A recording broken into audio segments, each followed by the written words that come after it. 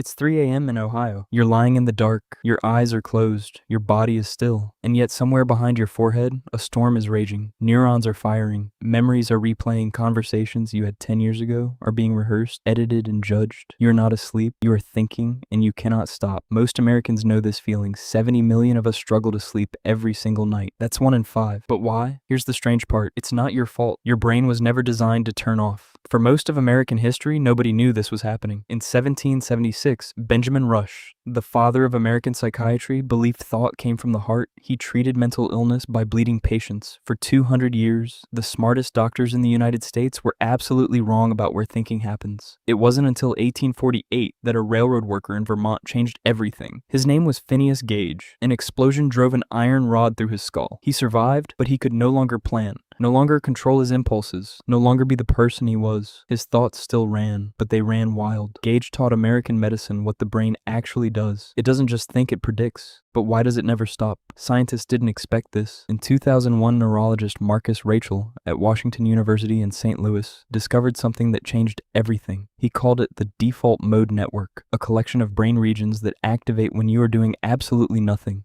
when you daydream on your commute, when you stare out the window during a Zoom meeting, when you lie in the dark at 3 a.m. unable to sleep. Your brain is not idle, it is working harder than ever, but working on what the real mystery begins here. Your brain generates thoughts, the way your heart generates beats, automatically, relentlessly. You don't choose your next thought any more than you choose your next heartbeat. Try it right now. Stop thinking for 10 seconds. Don't plan dinner. Don't remember yesterday. Don't imagine tomorrow. Just stop. You can't. And here's what should terrify you, even the thought. I should stop thinking is itself a thought. Your brain served you without asking. In 2010, psychologist Daniel Wegner at Harvard published a study that proved the cruel irony. He told participants, don't think about a white bear. Of course, they thought about nothing else. The harder you try to suppress a thought, the louder it becomes. Your brain is not a tool you control. It is a machine that runs whether you want it to or not. But why would evolution build a brain that never shuts up? The answer shocked researchers. It gets even stranger. Your brain is not designed to think. It is designed to predict. Every second, your brain is taking in millions of signals from your body and the world around you. It is building a model of reality, a simulation,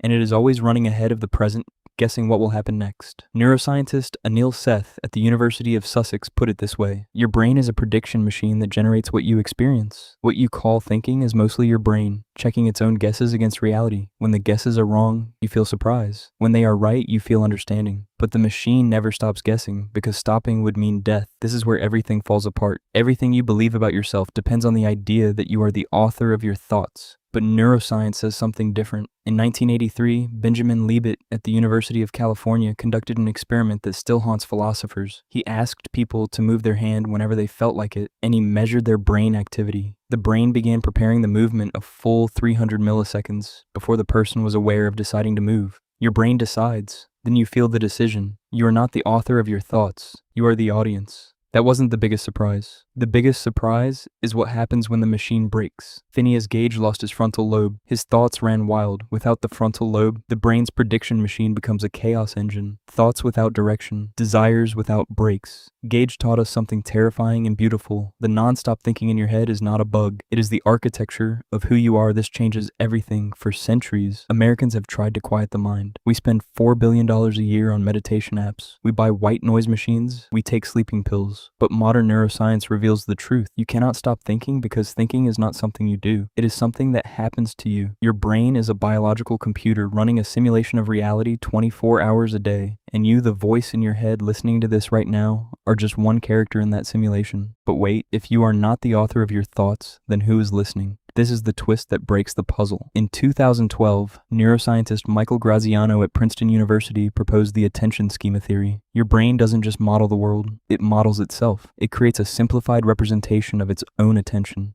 And that representation is what you call you. The voice in your head is not a soul. It is a dashboard, a readout, a story. Your brain tells itself about what it is doing. You are not the thinker. You are the thought. Everything changes after this. The anxiety you feel at 3 a.m. is not your fault. The intrusive thoughts that shame you are not your choice. The plans you make, the regrets you carry, the future you imagine, all of it is the prediction machine doing what it evolved to do. Keep you alive, keep you guessing, keep you one step ahead of a world that doesn't care if you understand it. So what do Americans do with this? Some people hear this and feel despair.